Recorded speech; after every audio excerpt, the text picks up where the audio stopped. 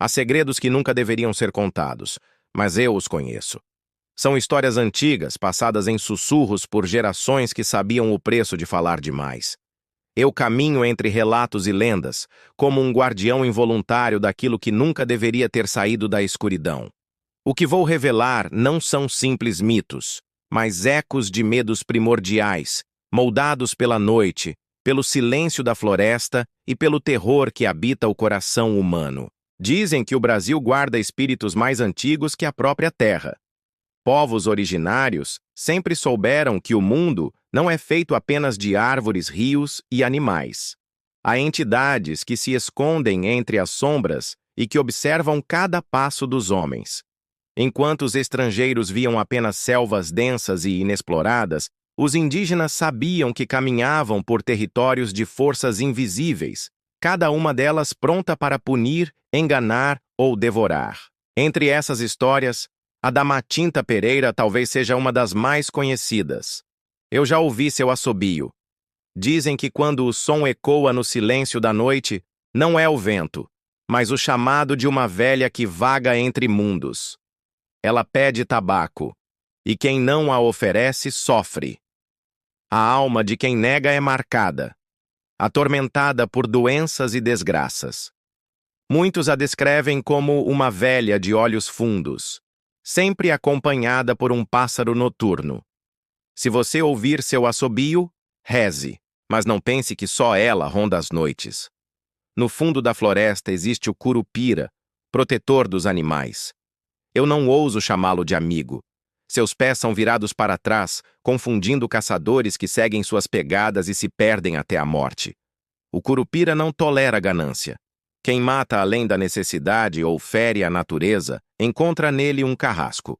E as histórias contam que o riso dele ecoa, agudo e perturbador, quando alguém percebe tarde demais que está perdido para sempre.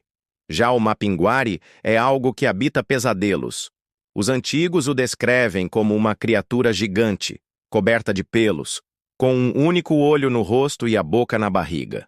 Suas garras são capazes de rasgar árvores, e seu cheiro é tão insuportável que faz o ar se tornar tóxico. Caçadores juram ter encontrado rastros imensos que desaparecem de repente como se a terra tivesse engolido a fera. Ninguém retorna o mesmo depois de cruzar seu caminho. O boitatá, serpente de fogo, é o espírito das queimadas e dos campos. Ele desliza incandescente pelas noites, punindo aqueles que destroem a terra. Alguns dizem que é apenas fogo fátuo, gases da floresta. Mas quem já viu garante que são olhos flamejantes perseguindo os culpados. O terror de sua presença é tanto que até os mais corajosos fogem, pois um encontro com o boitatá significa ser devorado pelas chamas do espírito da terra. E então existe o caipora, espírito travesso que cavalga porcos do mato e aparece nas noites de sexta-feira. Ele guarda a caça, protege os animais e castiga os caçadores descuidados. Quem não pede licença antes de caçar pode acordar cercado por animais furiosos ou simplesmente se perder em círculos até a mente enlouquecer. Muitos dizem que ouviram seus gritos agudos ecoando pela mata, um som impossível de esquecer. Os rios também escondem segredos.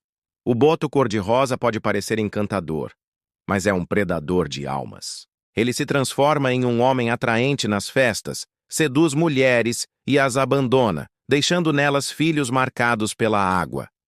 É um mito, dizem alguns.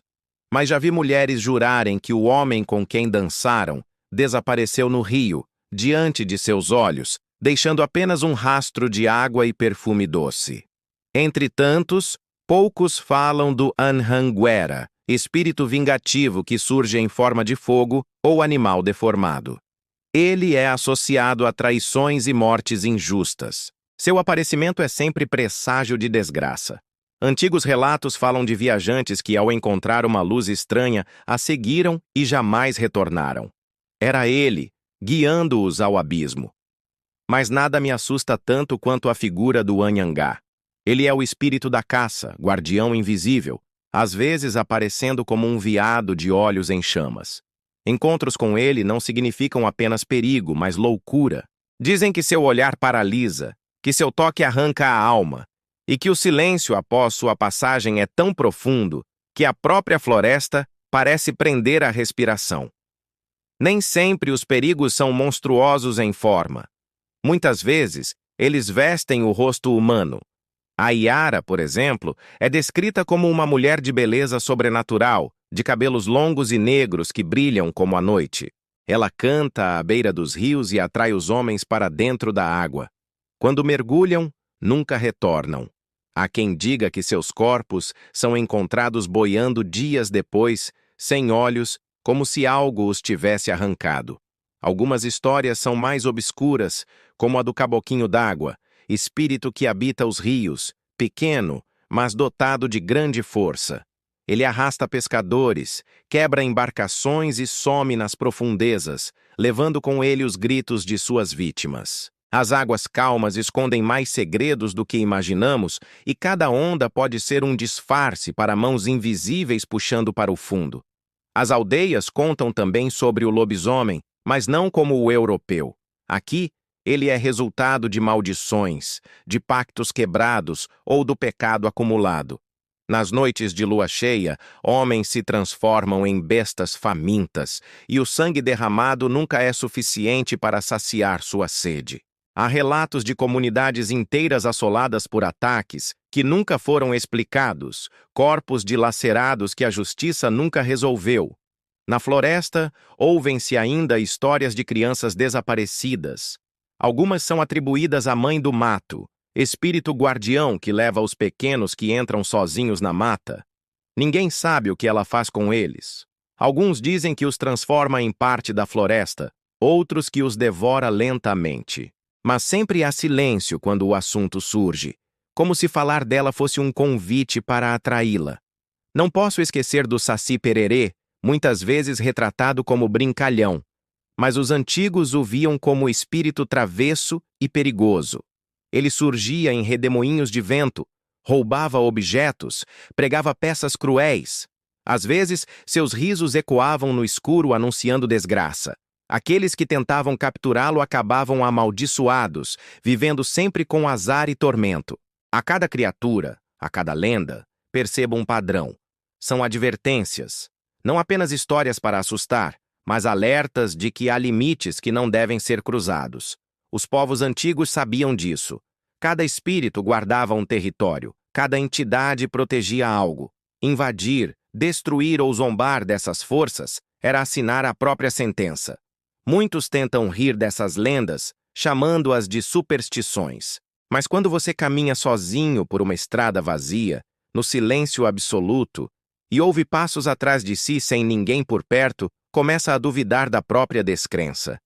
Eu já senti esse peso. O ar fica denso, os sons mudam, e o instinto grita que há algo observando.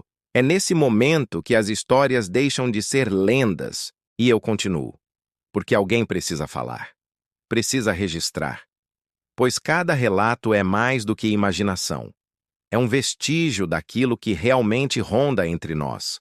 O invisível, o indomado, o esquecido pelos homens modernos, mas jamais pelas sombras.